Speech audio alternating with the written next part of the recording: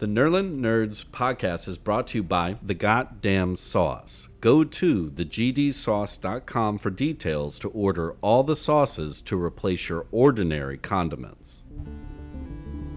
Pulpery Media presents Nerlin Nerds with your hosts, Brock and Ben. This is where we discuss the pop culture topics that... highly recommend, whether you're a wrestling fan or not, to find the Vince McMahon documentary on Netflix and watch it.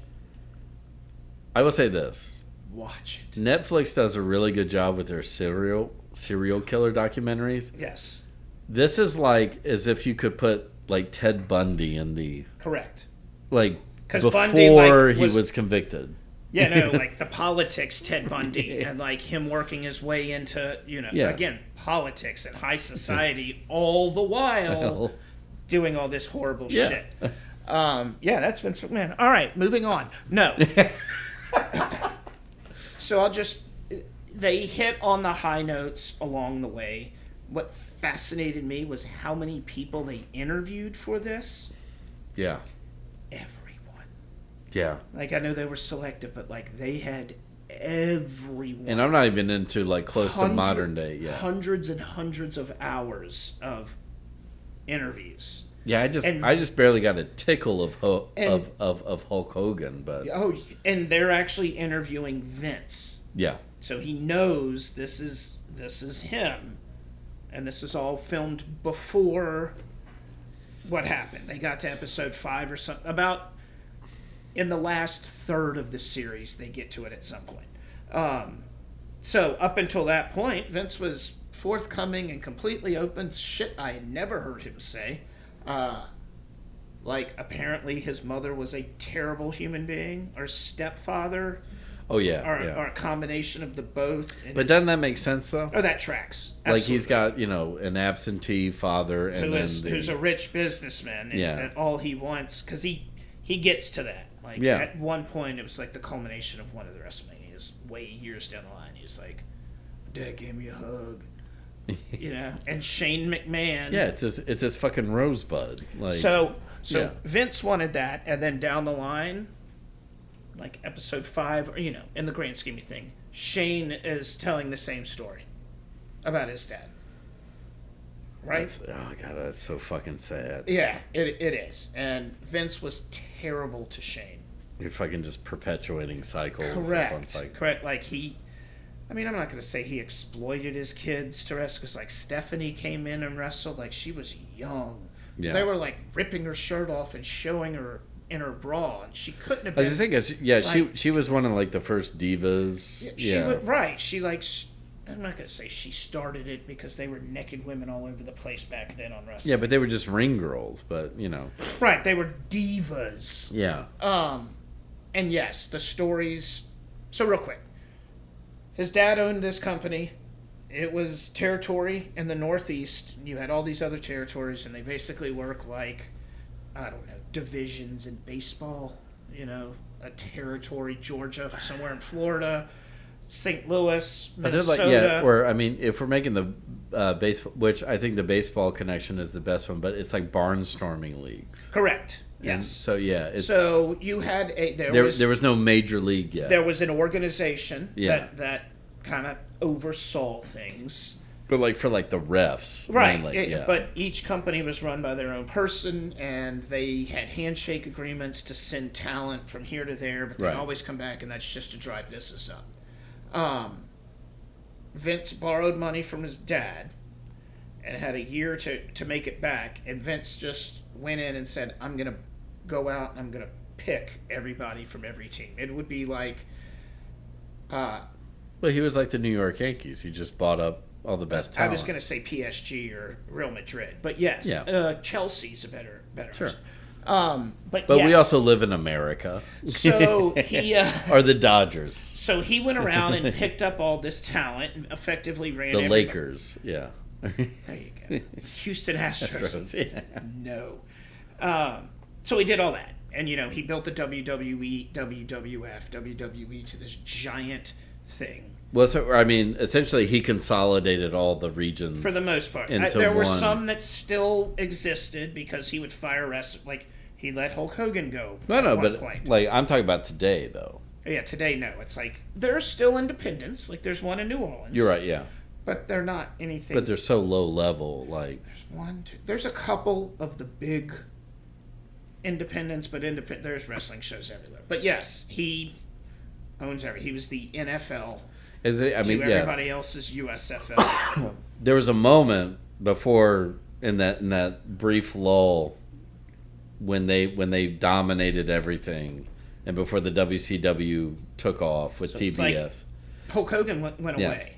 Right, and then there was Ultimate another Warrior lull. came in. Yeah, and then there was another lull when the WCW folded before AEW popped up. Yeah, and AEW just popped up recently. Yeah. But see, during all of this, he had to go before Congress because of steroids. Think about that. He had to go before Congress.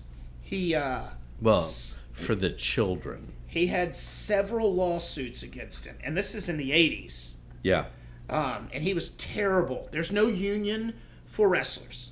No. So they are independent contractors. They have a contract, but that thing can be 86 tomorrow. But they get fucked all the time. Correct. And then back then, it was...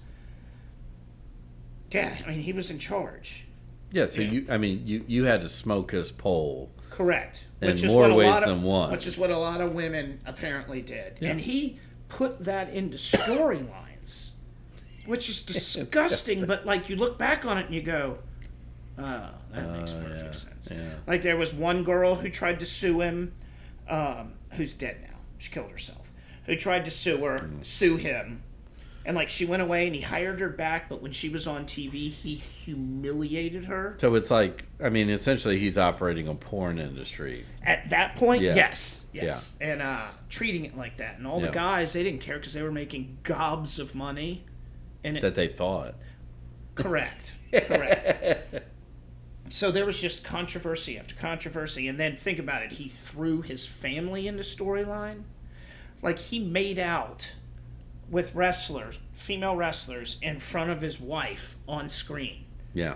And justified it by, like, we're playing a character, all the while behind the scenes, allegedly, but he is fucking everybody. Doesn't it seem like everything about him, like, there's no actual person there. Everything is the character. The point at the very end, the point of the documentary is, and they're asking Vince this, it's like, who is Vince?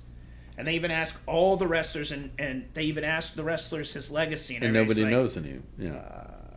Because, I mean, like, you hear him being interviewed, and it's that fucking voice. Like, oh, no. They showed the interview he had 2 interviews. One was with Costas, and he got heated. And the other one, I can't remember who it was with, but he slapped the notepad out of the guy's hand. You should watch it again. Was it Jim Rome? I can't remember. Don't call me Chris. I'm sorry, amazing. I fucking threw you off. But that's kind of how it was. It just wasn't live. No, yeah. I think I remember the Costas interview, though. Yeah. And just watch it to hear Costas drop F-bombs. I just like to think of like Vince is like the vocal wise, the opposite of Michael Jackson. Yeah. Because, like, there's that stuff where, like, you know, people now are talking about Michael Jackson, like, when no one was around, was like, sup, motherfucker? Yeah. You know? like Prince or something? Yeah. And then, so, like, but, you know, outwardly, he's got, but, like, Vince, to me, like, privately probably was like, hey, what's up, fellas? I don't think so. Vince is... Well, but, like, even in his story he got his dad gave him the start by being the announcer, so he's got to be like, welcome to WWF. He was like, he was building rings and all. Like, yes, he started from the bottom, and he made Shane do the same thing. Like, Shane was an official and built the ring, and then he was a wrestler. Sure. Also, it's like, let's also step back a second, and, like, the whole industry is a skeevy fucking industry. Yes, until about the mid-90s, maybe early 2000s, it was gross. Yeah, all the regionals and racism and sexism and drugs. Like, all of the tropes you think about wrestling. Or watch the Iron Claw. Yes, behind the scenes, like that is wrestling. Yeah. Like wrestling 300 days a year, which, again, all of these going before Congress, and Phil Mushnick, the guy, the reporter in New York, who was outing him because he fucking hates wrestling. Fuck that guy.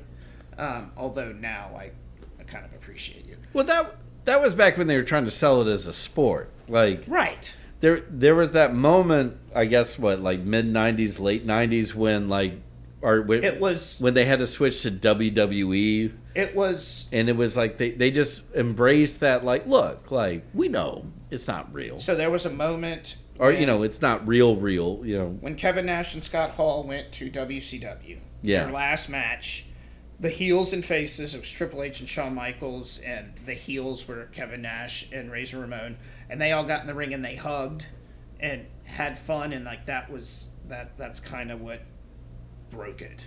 Yeah. Well, and I think except the Undertaker, because he stayed in character his entire career. Anytime he was out, he was the Undertaker. Well, I assume you've seen it, but the video, I've seen it in a couple of iterations, but when people are trying to break the Undertaker, like one with Steve Austin, when they're getting like hyped up by. I think Mick Foley made him break once too, and like that's better than watching Saturday Night Live stuff, because you're right, like Undertaker, even in interviews as his normal persona, is like. Except this he is, because he gets choked up toward the end, because he loves Vince. He's old school. I mean, I get that, but he absolutely loves Vince, just like Hogan. Yeah. But, Vince made those guys because he is. All right, Vince is terrible all this, but you got to give it to the man because he unified the regions. And he made wrestling what it is today. Yeah. He's like Trump because he had a failed XFL. He had a failed restaurant in New York. He had a failed cereal. Like, he had all this stuff that just failed. But his soap opera story construct has not... The entertainment part has of it. not yet found a weak spot in it. Like, he knows how to build... There's been lulls and stuff, and the older he got, he lost the plot. But up until that point... But even now with, like, Triple H stepping in... Which happened, it's still the main construct. So, and they're just toying with the fringes. Triple H and Stephanie they got together because of a storyline. Like Triple H, get this, you ready? Here's the story in a nutshell. Stephanie was going to marry another wrestler on TV. The night before, which one? Test, who's now dead. Yeah. The night before the wedding, Triple H roofies Stephanie McMahon, drives her to Vegas, marries her in a drive-through thing, and then comes back and she has the wedding. All right, so that's the That's the start of the storyline. Okay, in a few years or something, right? This is Vince's daughter we're talking about. Yeah. Got roofied. But I mean, any woman. So, but you're right. Yeah. He throws his daughter. So then she turns heel with him eventually. Yeah. And they were trying to keep kayfabe, and they traveled a lot because you're with heels and you're constantly working with her, and she's your on-screen thing. And then they fell in love, and now Triple H runs WWE. Well, and that's what I know Triple H is like. He was it's legit. Gigantic heel. Like, everybody hated him, and then now I always loved Triple H, man. Well, no, but I mean, he was. Yeah, I mean, looking back at it, it was masterful. Yeah, exactly. And now he's I'm just saying, the fucking Cody Rhodes WrestleMania. That last 30 seconds. I cried. I cried. 6 minutes. It was fucking Avengers. Of course you cried. And when the Undertaker popped up, we should have been recording that, watching live, because I was screaming here. I'm sure you were. I was losing my mind. Yeah. Yeah. I was literally. Here we go. The following segment has been brought to you by The Goddamn Sauce. Go to thegdsauce.com for details to order all the sauces to replace your ordinary condiments. The Nerlin Nerds podcast is a production of Pulpery Media, produced and edited by Ben Grimion, marketing by Brock Ryder, graphic design by Beck Ryder and Ben Grimion, music by the Heisenberg Compensators.